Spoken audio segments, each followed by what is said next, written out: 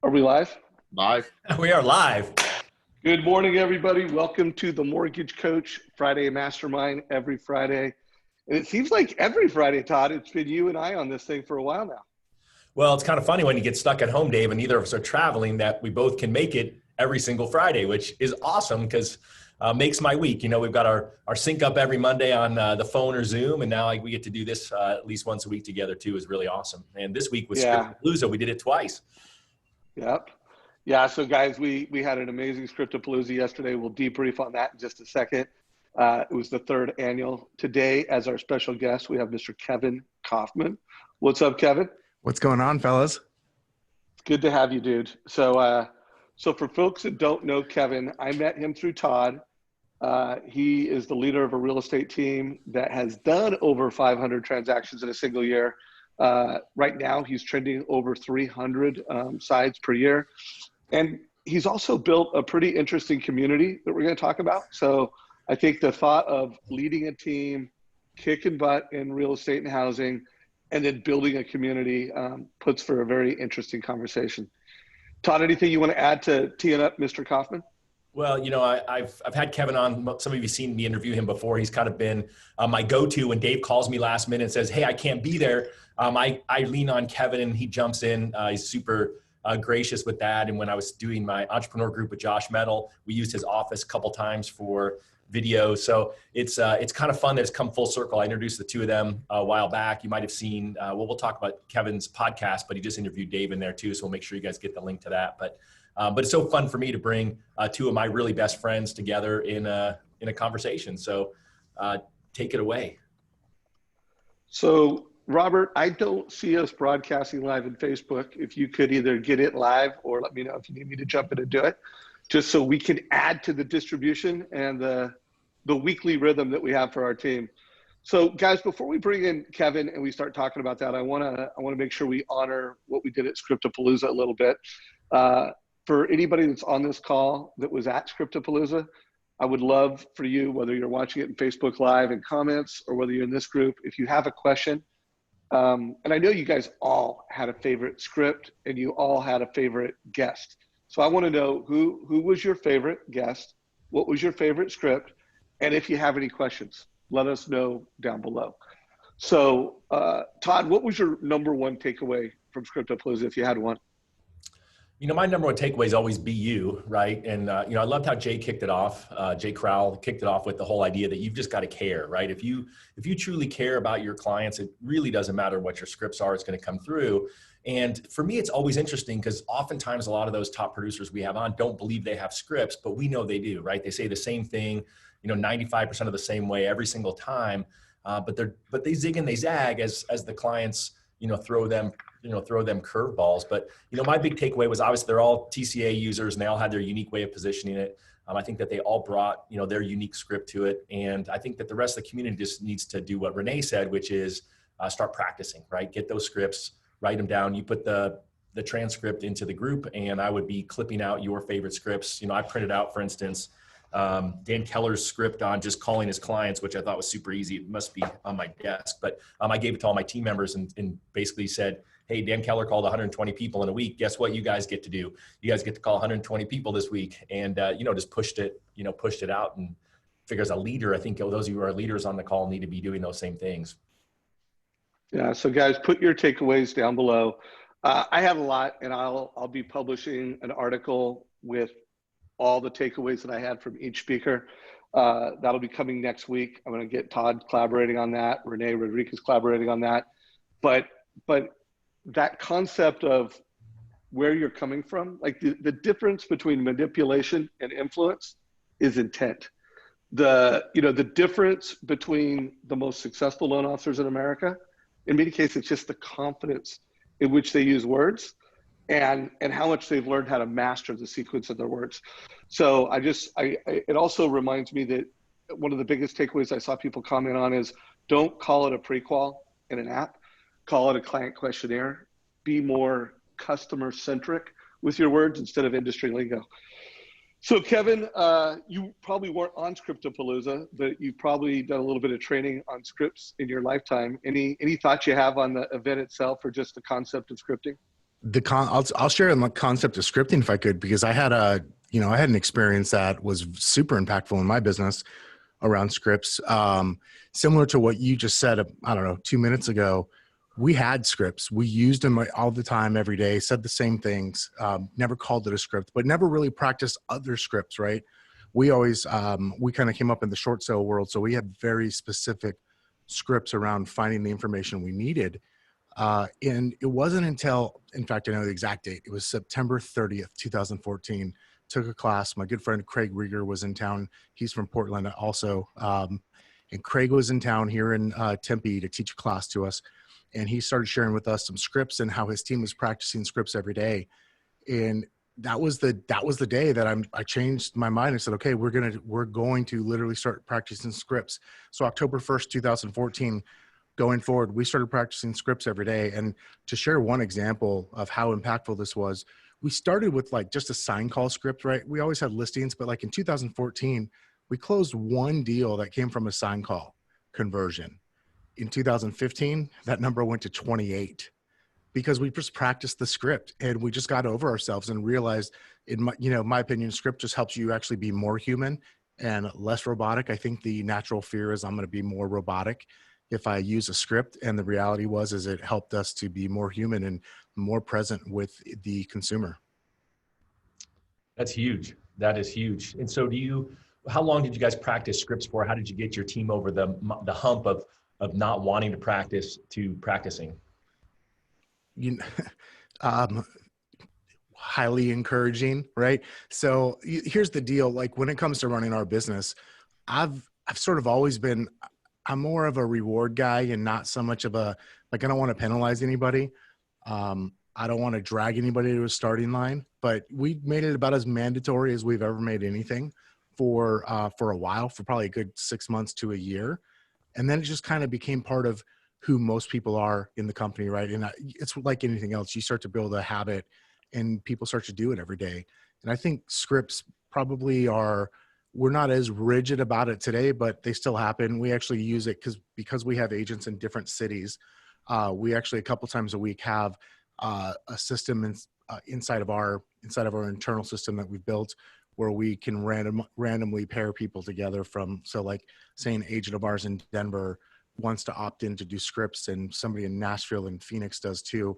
Like it can randomly pair those people together in a system that we have. So we still do that a couple times a week as well. So it's just sort of who we are, if you will. It became part of the culture after a while.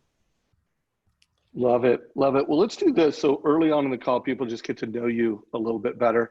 I know you've been in this community before, but describe your real estate practice, your team, so we have a feel for that real quick. And then we'll get into the community things that you're doing. Yeah. So I referenced it a minute ago. We have an expansion team, meaning I've got agents on our team who work in other cities outside of Phoenix, but Phoenix or Tempe, where I'm sitting right now, is our home base. And truthfully, it's the core, it's the core of our business.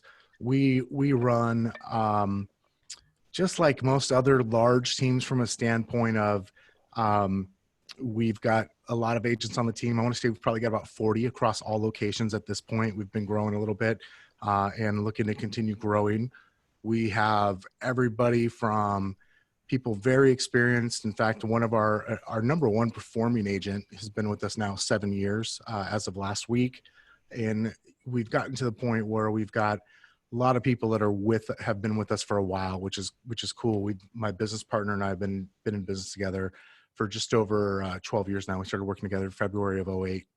And our core business is built around our sphere of influence and past clients, and then internet leads. And not sexy, not fun. Internet leads are, anybody who's ever had any amount of success with them knows that it's all about the long-term follow-up and conversion.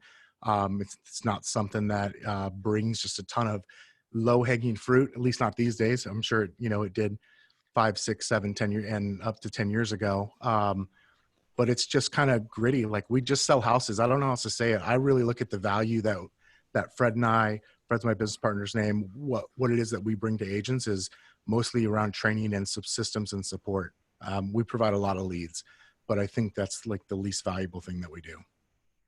So Love talk that. real quick, Kevin, about you guys have made a little switch this year to your database as well. You mind sharing what you've implemented and how that's impacted your business? Yeah. So it was last summer.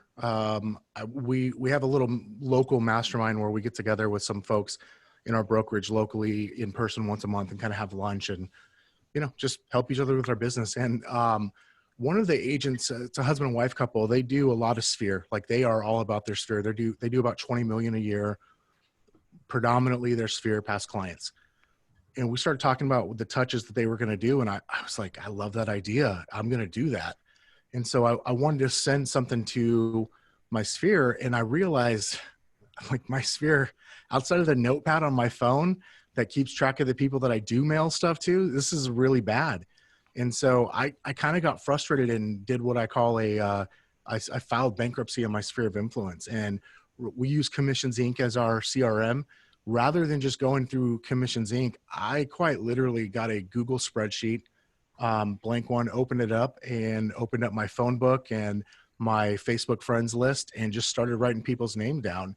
And so that was, truthfully, that was it. Like I just started I filed bankruptcy in my sphere, and the way I decided to define sphere was, would they take my phone call, or if we ran into each other in the grocery store, would they want to stop and talk to me, and would I want to stop and talk to them?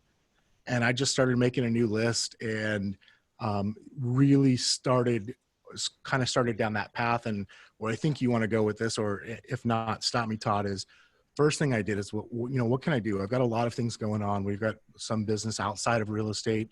We've got the Facebook group and the podcast, and then of course the real estate team, where I've got a lot to do. So I need to be able to communicate with this list of people, no matter how big or small it is.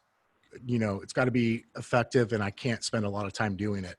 And so we started working on the automation piece first, which was, sending postcards once a month, right? Using the Dean Jackson, world's most interesting postcard system. And then it was, okay, let's also bring in viral marketing into play, because we do videos, but we weren't really going all out for our client videos, if you will, or our client facing videos like we do for our real estate agent facing videos. And so we brought on viral marketing and of course HomeBot. And then we just had to put the personal touch on top of it. And that just looks like, making phone calls. We've always done a client appreciation event or two every year. I shouldn't say always, at least since 2014, we've done that. And so we just had to have more personal interaction. So just started putting phone calls on top of it. And that really started it was June, because I wanted to get something out for the 4th of July. And here we are, fast forward almost a year into it, and it's paying off big time. Love that. I think the challenge always is getting it launched and then being patient for it to actually start working. Oh yeah. Right. Isn't that with anything though in business, right? No matter what you're doing, is you've got to launch it. And then you've got to be patient enough to stick with it, to actually see the results, to actually get those results. Yeah. So true. Well, anything you're doing different right now in today's market with COVID and quarantine? What's different about your business practices, both marketing and helping families buy and sell homes? Yeah. I'll start with the marketing piece first. It was really easy because everybody who was afraid of calling people about real estate, like we just got to give them the script. Hey, are you staying safe and are you staying sane? So my business partner and I came up with something we call 3 to Thrive. It is nothing original. It's nothing that great, nothing too fancy. And it's literally just, we picked a number 3, because if you can't make 3 phone calls a day, then just quit now, get out of the business. Like, let's just accelerate that. And we just said, call 3 people in your database, your sphere of influence, in your phone book, somewhere that and just check in and say, hey, Dave, it's Kevin with Group 4610 and eXp Realty. Just calling to check in on you, man. How are you? How's the family? You guys staying safe? Are you staying sane? And just let the conversation go. And so I think that gave a lot of people permission to kind of not have to feel like they needed to talk about real estate or whatever the other, walls are that they put up. And what's funny is we never anticipated that bringing us as much business as we've fallen into. But I think it maybe just proved how many of us weren't making phone calls consistently. So it's actually helped helped our business right now, but most importantly, it's helped our connection and our bond with our database and with our sphere of influence. And then I think from the practice side, right, of the actual taking listings and showing homes and selling homes to people and meeting with buyers and sellers, we're using Zoom a lot.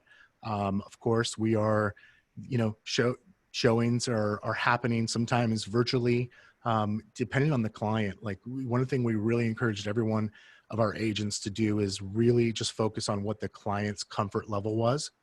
And then on top of that, probably more than ever, like Fred and I have always worked on studying the market and figuring out what's going on around us so we know what the truth is.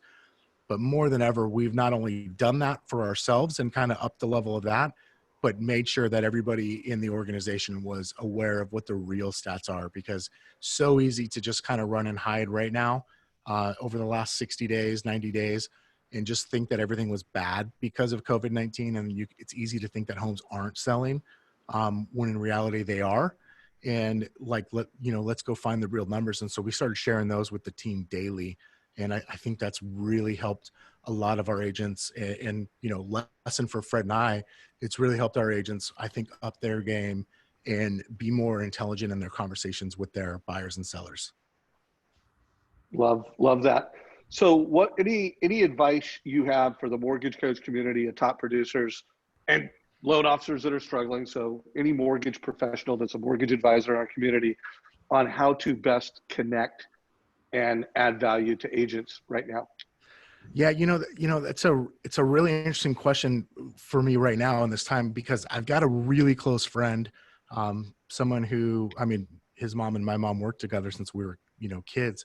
So I've known him for quite some time, and he's one of my best friends. He literally got into title, took a job in title in February from a totally different industry, basically at my encouraging of telling him, like, dude, you would crush it at this game. And things changed. And so we've had a lot of conversations about this, and I struggle with the word value, although I'm the biggest proponent of do whatever you can to bring value to people. But I'm of the belief and the mindset of, like, what's value to you, Dave, is probably going to be different than what's value to Todd. Right. And so I can't, what I got to do is say, and what I've encouraged my buddy Justin to do is to just get to know people as best he can and listen and look for opportunities to where he might be able to provide value, whether it's something he can do right now or in the future. And I think that starts with being present, showing up the way you can. Obviously, strange times for that right now, but I think that that, to me, that never changes. That's always been the truth. I don't think there's some kind of one size fits all value, if you will, for the industry.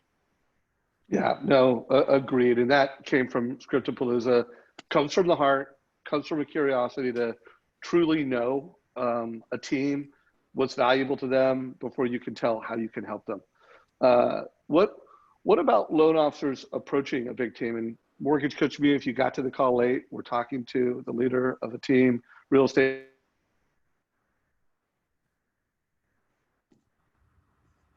Oh, Is Dave frozen?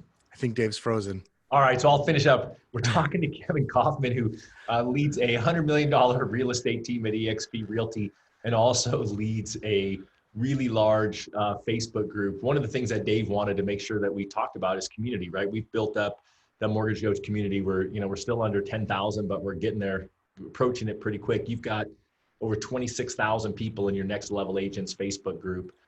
So what are you seeing in there as far as conversation around what's going on? You talked about adding value. So there must be some threads in there going on that you think that a loan officer maybe could learn from to turn around and add value to their sphere and to their agents.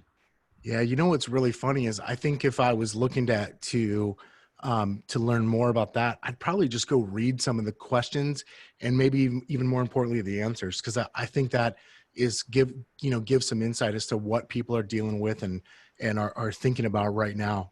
Because this is what I've noticed is people are dealing with this differently. And that has to do with the people themselves, but also a lot of it can do with geography, right? There's the geography of where they at. Are they in a hotspot? Like Todd, you and I are really lucky. I'm by no means are we immune to it, but we have not been hit in the Phoenix area the way a lot of other cities, say in the Northwest or in the or like, you know, obviously like New York City has been hit. So we've been there's been more business as usual, if you will, go on here, I think, than a lot of other markets.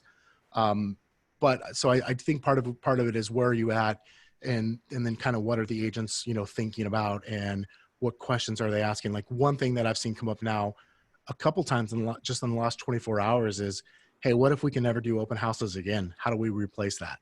Right. And I think some people are really worried about that. Other people I've seen are going, you know what, we'll be doing open houses again. It might not be for a few more months. It might not be for 6 months, but we'll do them again.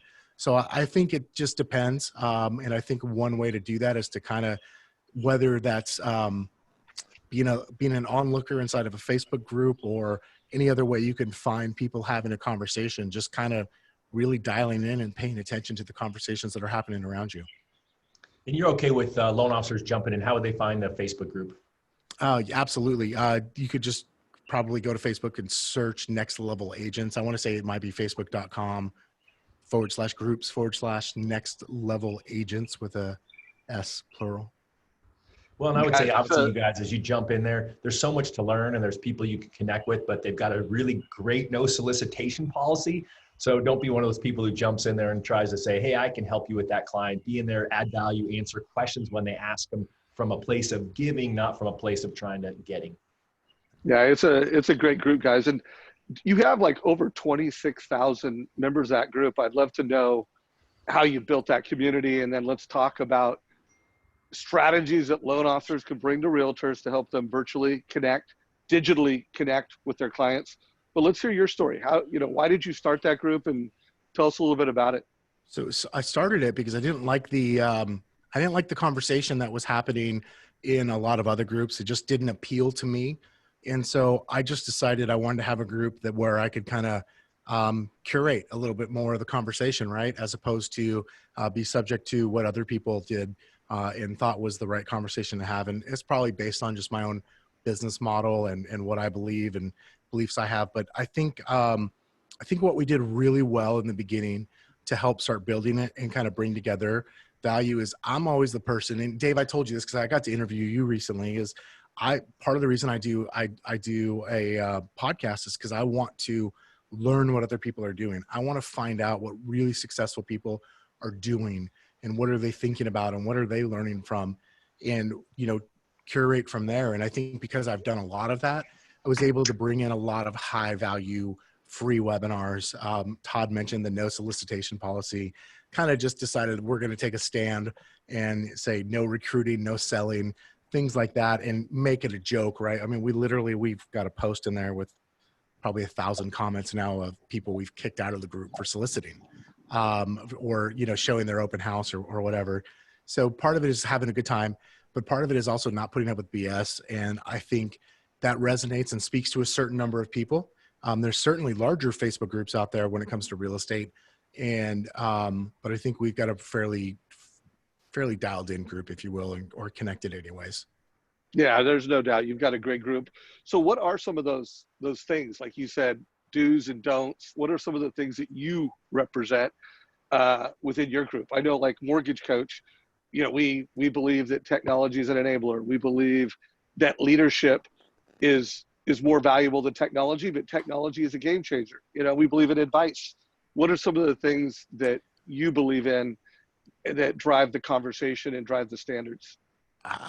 We believe there's more than one way, right? One of the things I noticed in my career, I don't know, probably took me way too long to recognize it, but I did recognize it 4 or 5 years ago, was that a lot of us tend to just do things the way people in our own brokerage do, because that's who we're around, right? And so we think that that's the only model. So one thing we believe is that there is more than one model out there. And you could apply that to real estate teams. You could apply that to real estate brokerages, probably to mortgage brokerages and mortgage teams as well, is that there's more than one model, and one isn't more right than the other. What I'm a firm believer in, something is more right for an individual as opposed to just being right overall, right? And so that is definitely something we believe. And the other thing we believe, the whole premise of the word next level was about wherever you're at today. And I don't care if that's like, hey, I've done one deal, or I've done 1,000 deals. It is people pushing to get to that, whatever their next level is. So people who are hungry for growth and want to learn from other people. I think those are probably the reoccurring themes that you see over and over again. And then people that don't take themselves too seriously. I Gotta like have that. Yeah. I love that. Don't believe everything you think and don't take yourself too seriously. I Yep. love that, dude. Well, hey, I really got to know you better from the interview that we did on the podcast recently. And mortgage coach community, you got to check out our podcast. I don't get interviewed nearly as often as I interview other people. And all I know is this guy is an awesome interviewer. So it's an awesome podcast. We'll put a link to it down below. We'll also share it in the Mortgage Coach Facebook group. Actually, Kevin, why don't you share it in the Mortgage Coach Facebook group after the call? Cool. And you are always invited to bring value into our group, brother. So I appreciate you. Cool. Let's talk about that interview, because I would just love to know. Todd's muted. I think I should disclose I've also interviewed Todd before, and it was pretty, maybe we should just put a link to both of them and let everyone listen to both. Is that what you're going to suggest, Todd? That's exactly what I was going to say. Cause for a while, I think it's cause I was the third one on or something. I was like top 3 for, like a year or something of downloads, but I got to imagine Dave will pass me pretty quick. Guys, anybody watching this, if you ever got value from me and Mortgage Coach, watch my video, not his. I gotta get more downloads than Todd. I'm just kidding. Man, that's harsh. Come on. Dude, I'm kidding. I'm kidding, bro. Win by noon. And what I do in this community, then watch mine as well as Dave. See, I'm not in competition. As Kevin said, there's lots of different ways to do things. So I'm here just to add value. Yeah. No, check them out, guys. Let us know what you think. And I know I thought there was just a lot of good business value exchange, but then I love the way you got to a human level. And you, if I recall, you asked me what my favorite band is or what music I listen to. Yeah. So, well, you mentioned over the course of that conversation, kind of the SoCal roots and some of the punk rock. And I was like, oh, okay. And so that speaks to me. So I took note of that for sure. And was absolutely circling back around to the music choices, specifically punk rock. Yeah. So what music do you listen to? I want to know what's usually playing in your world. Man, so I'm weird. I got to admit, I'm weird. So this morning, because I knew we'd probably talk about music, I happened to be listening to one of my Southern California, like my favorite band ever, which is kind of a little like probably pop punk band called Unwritten Law, from San Diego. Favorite band of all time.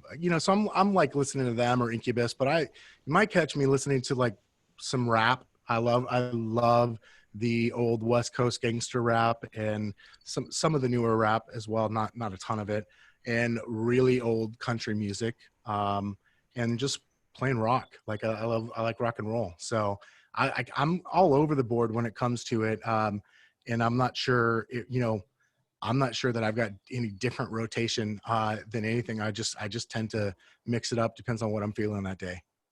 I love that. And guys, this is important. One of my takeaways from the site visit we did with Jeremy Forcier is the guy is just having fun. He's working hard, having fun. And let's face it, guys, music accelerates the fun factor. So Todd just posted in the group, what are you listening to? Put it down below.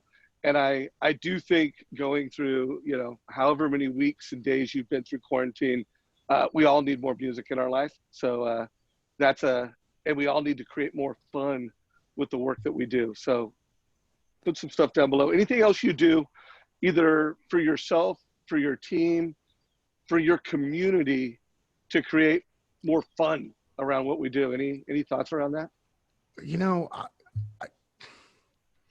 I don't know if there's anything more. I just really like to keep. So I had this mentor. I don't know if this is going to actually answer your question, but for me, it's an important distinction. So I'm going to share this with you. I had a mentor who's passed away. His name is Brian Clemmer. And he used to say, and he got this from West Point. He went to West Point. He used to say, casualness breeds casualties. And so casualness is, a lot of people think of like casual. They're really thinking informal. Like I'm very informal. I wear flip-flops, mostly wear shorts, or in the wintertime I wear jeans and a t-shirt and a black t-shirt. Literally, I am as informal as they come, but I'm not casual. I absolutely am not casual about the way we go about work and business, but I am informal. And I think that's probably just something that's a theme within my business, probably within my Facebook group, and probably even so in the podcast and everything else that we do, is very, very kind of on purpose and about things, but very informal at the same time. So it can look like casualness, but it's definitely not. So I guess that's maybe a more that, that's maybe another way of saying, having fun while getting work done, or, not exactly the right way to say that, but that's something that really sticks out to me when you ask that question. It's funny because last time we got together, you were wearing shoes, not flip-flops, and it really surprised me. Dude, I had a foot injury. I actually have two. I've got tendonitis right across the top of my foot, but I'm wearing what I call my old man flip-flops today, which are the high arch, high support flip-flops, which I don't love, but wearing them because I've got some tendonitis in my foot. Well, it's nice that you have a wardrobe of flip-flops. I think that's really critical for everyone to know. Dude, I save so much money on footwear that I can spend it on, I don't know, music.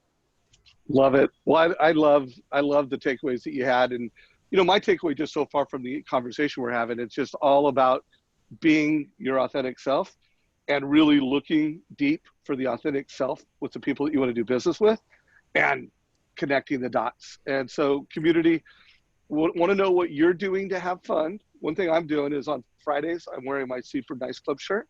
That makes me feel super nice. It's a little more fun. So I don't know. What are you guys doing? What are you doing to have more fun?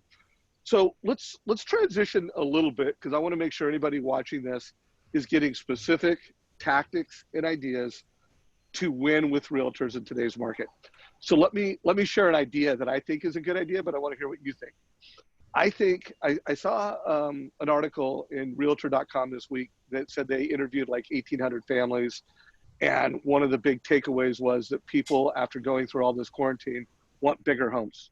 So there's a lot of people that are sitting in their house and they're like, I need more space, or I need a different home. Like that's going to be an attitude people have. And then I know that rates are at historically low levels. I know that in most markets, equity is at historically high levels. I know that credit card debt and consumer debt is at an historically high level. And then one more dot, and then let's connect it. I know that everybody wants to have more money in the bank. Everybody wants to be a little more liquid. We're going to think of our cash reserves, not only for can I weather an emergency, but can I invest in the opportunity? And so one last dot to connect is cash out refis. They're either suspended, they're harder to get, who knows when they'll come back. So I think there's a massive opportunity for loan officers to do move up and move down analysis, and to engage with realtors to say, hey, realtor, just connect the 3 dots in your local market. Why don't we do some Zoom events for your customers around, moving up and moving down analysis coming out of COVID as America opens? What do you think of that idea? I love it. I like any sort of any reason to kind of get back in front of my people, right? In front of my group of my sphere of influence and clients, especially if you've got a way to bring value like that, right? I agree. I think there's a lot of people thinking, hey, I need a bigger home, especially too with all of the, depending on where you stand on the subject, like this could come back, like we could be facing this again in the wintertime or next year. So I think there's gonna be a lot of people going, you know what, I've either home improvement or move up type stuff. And I think the other thing that we're going to see from this is a lot less discretionary spending on the things that maybe people don't need. So hopefully, like that credit card debt thing that you mentioned being an all-time high, hopefully that goes down, is my hope. And so I see people kind of tightening up on one side, and yet I've heard that theme constantly of like, my next home's got to have this, right? Or I need to have XYZ, or I need another room or another couple hundred square feet or whatever that looks like. I love that. Yeah, so Mortgage Coach community, I think we're going to see a lot of engagement over social media around a move-up analysis and talking about how we can bring and help families build even more wealth with real estate, lock in historically low rates. If you are doing that, put comments down below. If you have questions for Kevin about that, put them down below. So I have one more question, then Todd, I'll hand it back to you. What would be the way, like if a loan officer wanted to do that with an agent, How should they kind of package it and bring it to the agent? Any advice you have for that? Well, I think the easiest way is if you've got a relationship with an agent that'll take your phone call, right? Or, that would have a cup of coffee with you normally. Maybe you're already doing business with. To me, that it's easy to just say, hey, I've got this idea. I want to run it past you. What do you think? If there's not a relationship there, going back to something you said on our podcast, Dave, which was talking about, this is a slightly different twist on it, but you talked about making the consumer the hero, right? You're the guide, they're the hero, I think is the word you used. And so if you have an example of this that you can do to maybe show where you make one of your other realtors the hero, if you will, and you were the guide to help them go do that. Hey, I worked with Joe or Sally agent, and we ended up helping 5 more families this month because they all wanted to cash out, refi, or move up, whatever the case is. He was able to do a few more transactions because we worked together closely on this, maybe doing something like that, and then using that to share with other realtors that maybe you're prospecting on or currently working on building a relationship with. Here's the thing about real estate agents, at least I believe is true, is if you can help us get more deals, we're all ears, right? And so I think we all know that that's the thing that makes our industries go around, is how can we make more money together? So I'm going to give some advice to the mortgage coach community and tell me if you think this is on point or make edits to it. And you too, Todd. So how about if I am a loan officer, I think about everybody I've done a loan with where it was a move up over the past 3 months. And I am looking for an opportunity where someone sold their home. They were able to pocket some money and improve their cash reserves. They were able to improve their lifestyle, so they got a bigger home. And then I'm going to perform that in a total cost analysis. So it literally is showing I sold my home, I put cash in the bank. In a TCA and program 2, you could show the value of that cash in the bank over time because they own a bigger home. And I think most people believe that it's still going to appreciate. Home ownership is the future. Perform that, get a story, and then take that story to agents. Like, create the story first and then have the conversations. What are your thoughts on that? Is that for me or Todd? I'll go for you first, and then we'll see what Todd thinks. Yeah, I like it. It reminds me of when I asked you, sorry to keep going back to the podcast, but I asked you about like mortgage coaching. When you started that, you shared with me about literally having spreadsheets and going to financial advisors, right? To me, that's the same thing. Is like you went for, hey, here's a story that I can tell of how I help someone, which by the way would help you too if we could do this together. And actually having that story to bring to someone, I think that's always going to win. When you have a story that's real, that brings benefit, that changes somebody's life for the better, that's always going to be the easy way. That's the killer app to get people to listen. Love that. Todd, what are your thoughts? You have any? Well, it reminds me, we had a call with Bill Hart, and he talked about the 4 R's, right? When you're talking to people, I think you go with what you said, your little script there. Are you staying safe and sane? And then eventually you get to the 4 R's, he said, with your clients. One is renovate, right? Help your clients with a refinance to renovate if they're not wanting to move, right? Run is relocate, Dave, like you just talked about that article talking about people wanting to relocate after being stuck at home. Then he also talked about refinance, right? Help your clients if you're a real estate agent with a referral back to your lender on refinance. And then of course, the last was referral and making sure that you're asking for a referral, which, again, we talked about on the Scriptapalooza, a lot of people are uncomfortable asking for. But I like that whole idea of just sort of remembering what are those, few things if I'm a real estate agent or a loan officer for that matter. Because I think LOs, you already heard Kevin say it, right? Hey, the best way to get coffee with me is to bring me a referral, right? A pre-approved client. Every real estate agent I've interviewed on Fridays has said the exact same thing. You won't get a meeting with me. Oh, but actually you will if you have a client to bring me. And if you're making those calls to your database, right? Just like Kevin said, 3 a day, I think that'll help you get some more opportunities to get in front of agents. I know you guys are using HomeBot, you mentioned. Can you talk real quick about how that's helped you guys from a referral perspective? Oh, gosh. I mean, the engagement level on HomeBot is out of control. And you and another friend told me about it it took me a year. Like HomeBot was around for about a year before I finally said, okay, I'm going to do it. I can just tell you that I know for a fact we've already closed deals from HomeBot, and we didn't start HomeBot until September or October. I think by the time Fred and I both finally got our sphere of influence and past clients launched in there. but just the interaction in there that I see with the homeowners, not just opening the emails and the digests, but actually interacting with it, changing their loan balances, things like that, going back to it, opening the email, sometimes 5, 6, 7 times a month. I just have never seen anything like it. And I love email. I love technology. I love ways of automating anything at all possible. And HomeBot to me is just one of the coolest things I've ever seen. Love that. I just threw the code. If you just go to you go to homebot.ai/win by noon and use the code WBN lender, you save $200. And then there's a WBN agent code, which your agents will save $50 on. So make sure if you guys are not using it, that you use it. And if you have it, then use that code for your agents. Yeah, and we've got a mortgage coach integration coming soon. It's actually in the market, but we still are limiting the release of it just until we get hundreds of people pounding through it. So stay tuned on the launch of that, our full integration with it. But it is an incredible platform to help families build wealth with real estate and make them the hero, you the guide. So, whether you're a realtor or a mortgage professional, it is a great platform that we love here at Mortgage Coach. So Kevin, what are some other ideas in ways that you would push loan officers to engage? I mean, first of all, everyone heard, like, be tailored. Don't bring the same pitch to everybody. But what are some ways someone can get you on the phone and get into a meeting with you, or get you on Zoom in today's market? I'll tell you, I'm not sure that. So it's tough, right? Because right now during this like stay at home for most of us, it's hard. Like, it's not like we can go grab a cup of coffee at the local coffee shop and sit there for a little bit.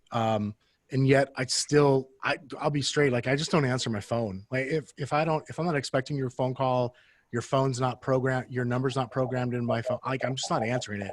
And I'm probably never calling back if you leave me a message, unless I just really want to talk to you. So when I think of the people, not just in lending, but I'm going to call it any sort of partnership at all, whether we're talking mortgage, real estate, title, you name it. Somebody just literally showed up. They interrupted the pattern. Like, they showed up and I got to meet them in person. Right. And I got to experience them as a person. And when I think about that, I think of a buddy of mine, and he's been a friend and as well as a coach and mentor to me over the years. His name is John Cheplak. John coaches a lot on recruiting, right? And we're all recruiting, by the way. We all do it. It's just depending on what we actually call it. And one thing he said to me in his experience in recruiting agents, especially experienced agents, which I think is probably the target of most LOs, is that you've got to have something like on average 14 exchanges of value prior to them ever wanting to come over to your brokerage or your team. Like, there needs to be on average at least 14 exchanges of value. And when you just think about that, like, that's a long road. Like, I don't just get to show up and we meet today and I'm like, hey, Dave, here's, 14 different things that it's going to help you with your business right now. Like, that's not how it goes, right? We might meet once and then I might be thinking about, maybe I see a picture of Bono that's autographed, and so then I mail that to you. I'm not suggesting that that's what we should be doing to get business, but, so, like, cool, I've done that. And yet that's only 2 touches, right? And then I see you in San Diego sometime, and maybe I, just come over and I share a tip with you that I learned at the conference I'm at, or something like that, right?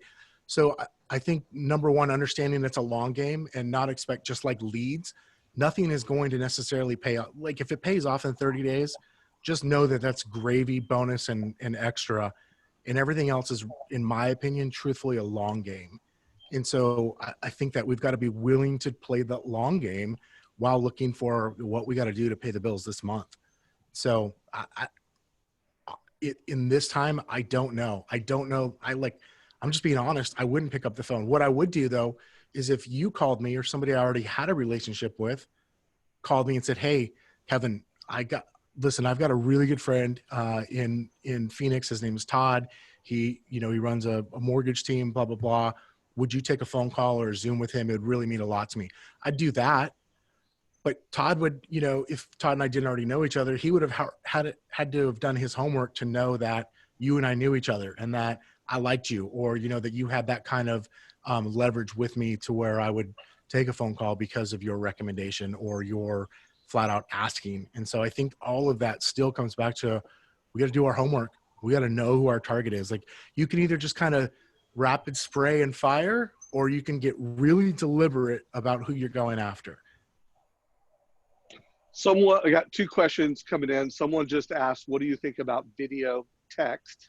So when someone puts a text in a video, what are your thoughts on that? Love, love, love, love it. It was one of the things that you sent me. The first text you ever sent me, Dave, was a video text. I was like, all right, this guy does video too. I love it.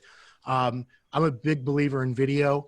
I cannot stress video enough.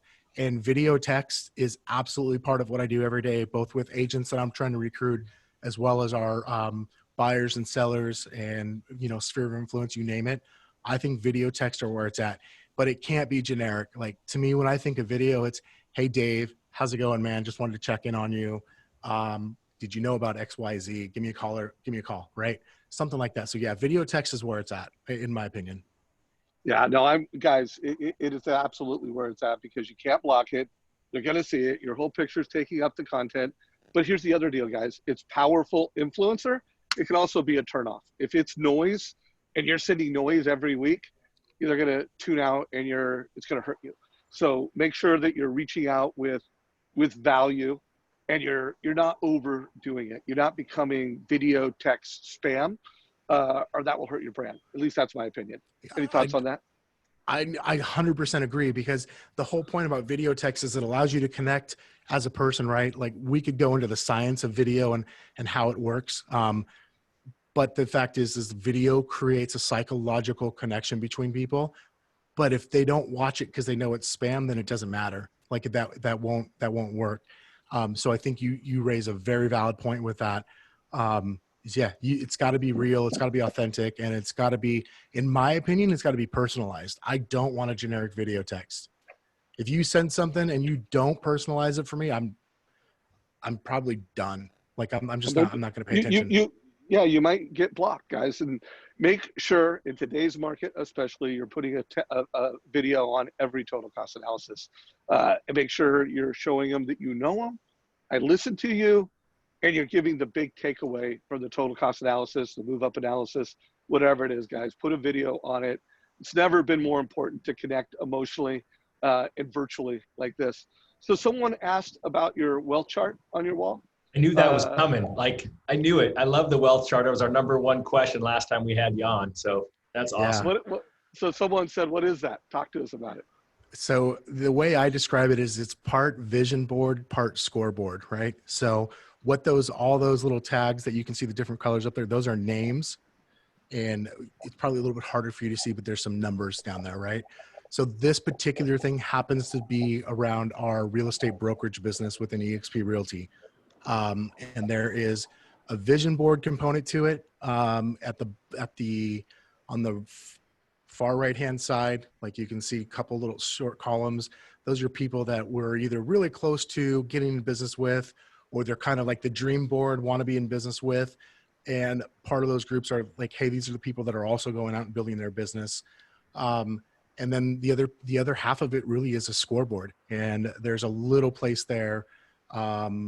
See if I can point right there, that kind of has like your dream goals. Like, here's the numbers I want to get to, over a couple year period of time, whatever you set that out to be. So that's called our wealth chart. And I like to think of it as half vision board, half scoreboard. I update it once a month, last day of the month, pull our reports, and literally delete, take names off, change numbers to whatever they happen to be at the end of the month, and keep moving forward. And what you can't see is so that's my business partners, but mine is like a foot and a half in front of me. I've been staring at it this whole time. It's right behind my camera. So let's talk about that. So for a loan officer, it could have your 3-year goals. It could have your monthly goals, and then it would have, your current top agents. In your case, it's people you're recruiting into your platform. And then it could have your dream agents and dream clients. Is that kind of what would it consist of for a loan officer? Yeah, so here, I'll give you an idea of, like, on the far right-hand side, the first little section is called generals. So those in your world, those would probably be like the top agents you're working with. Maybe they're sending you a certain number of deals every month or every year. Below that is in process. These are people that maybe they've committed to start working with you. Maybe they've sent you a few deals over time, but it's like you're in the process of really onboarding them completely. Below that is working hot. You're not working together yet, but you're getting there. Like, it's getting hot and heavy. And then below that is what we call our hit list or dream list, right? Those are the people I want to work with that maybe I'm not even really in conversation with yet, or it's just, I might be a year out, might be 2 years out on that person. And so, yeah, absolutely. You could break that down the exact same way. Love that. Todd, anything you want to add to that, or any questions you think we need to bring into the community there? Well, I'd love feedback on it, because we had a lot of people ask about it. So my goal would be to create a win by noon version of that for all of us to hang up and kind of play with. We've got a, kind of a prototype of it that we've been working on. So anything that you guys think would be awesome to have on something like that, go ahead and put it below. It's not something we're going to sell. We'd be giving it away to the community. So give me your feedback below here in Zoom or in Facebook, or maybe just email me, Todd at Win by Noon. I would love some feedback, how to make it really valuable for all of you.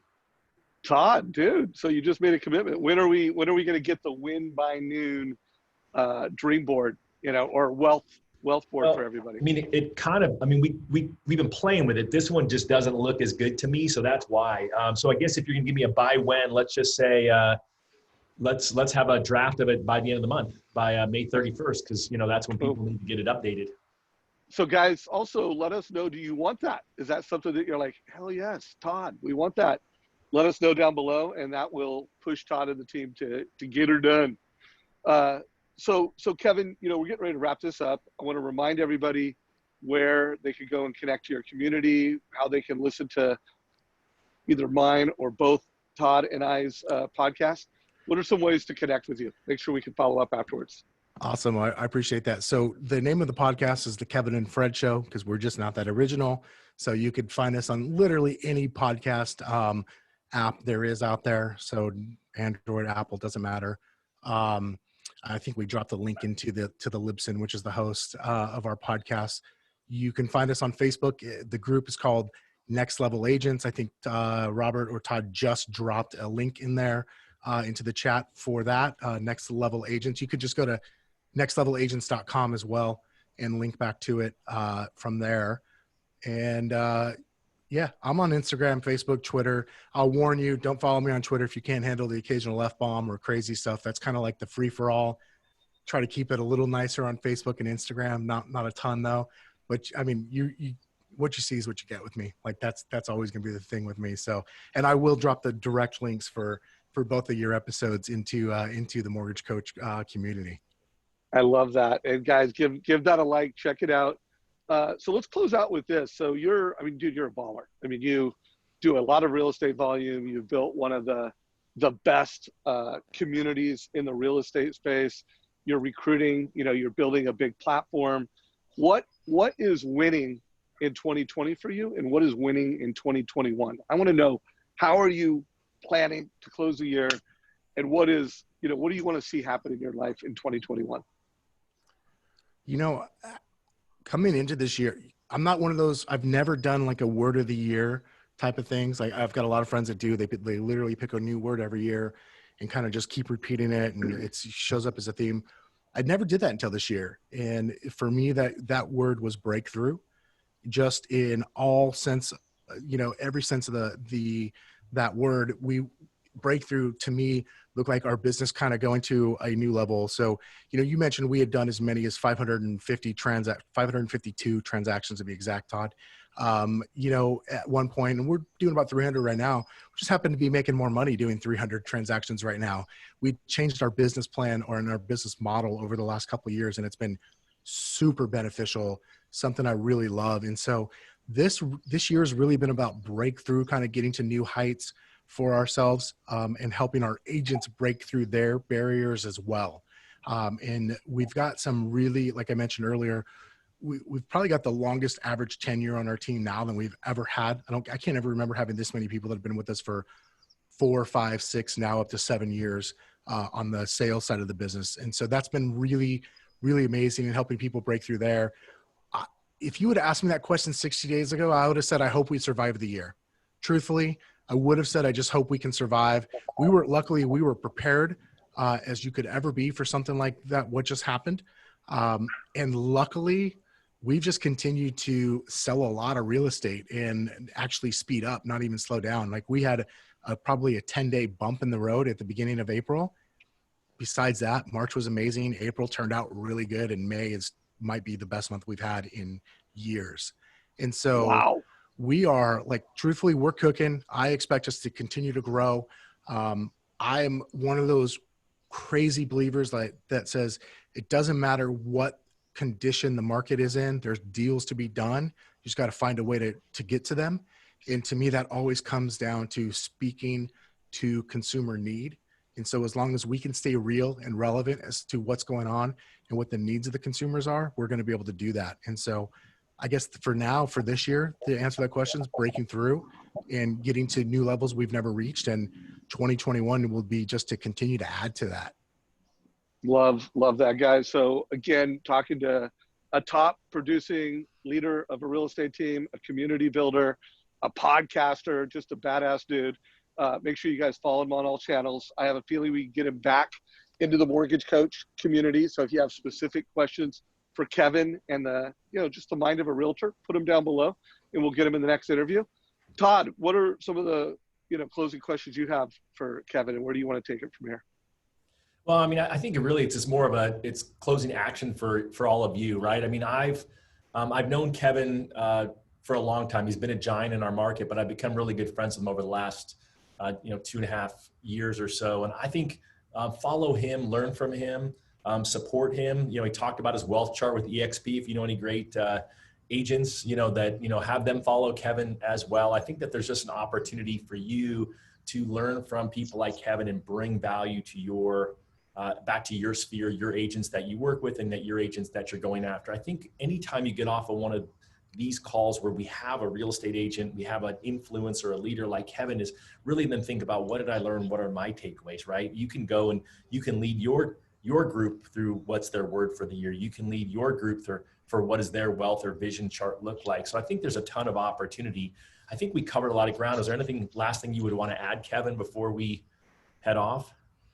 No, I would just say, I think you guys covered it a lot, man. Like, I appreciate you guys giving me the opportunity to be here and chat with you. And I love doing this because I am a big proponent of just being able to talk to other people who are doing something more, better, different than me, and just to learn from them and to see what can I take and adapt and bring back into my life and in my business. And that's one of the reasons why I like to talk with you guys. And so that's one thing I would say. If you're plugged into this community, you're probably already a fairly plugged in person, but just continue to look for those opportunities to where you can learn from Todd and Dave and the rest of the people in this awesome community. And if there's ever anything I can do, please reach out. We'd love to help. And I know, we don't really recruit, we don't sell, nothing like that on the podcast or in the group.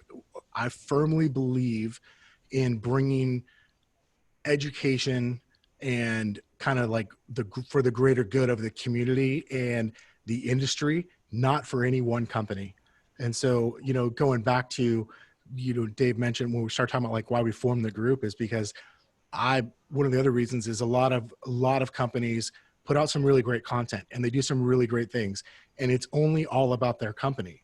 And I think it should be only all about the individuals who are, in our case, really consumers, right? We're the consumers. I'm the consumer for brokerages, and you guys are the consumers for your mortgage companies, et cetera. And so I think that we've got to just we're all in this together, is really what I'm saying. And that's the way we like to treat things.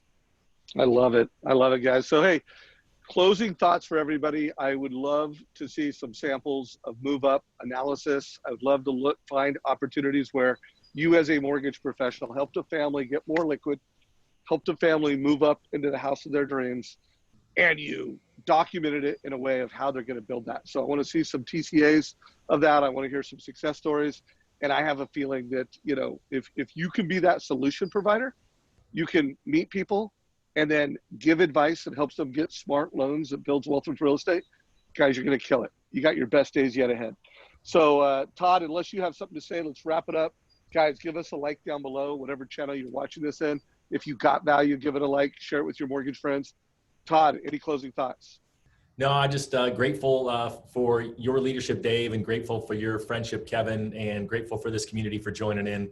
Let's go out and execute, and we'll see you all next week here Friday, same time, same place. Take care, everybody. This is a wrap. Have an awesome weekend. Bye, guys. Take care. Thank you, Kevin. Appreciate you, brother. No, thank you. Appreciate it.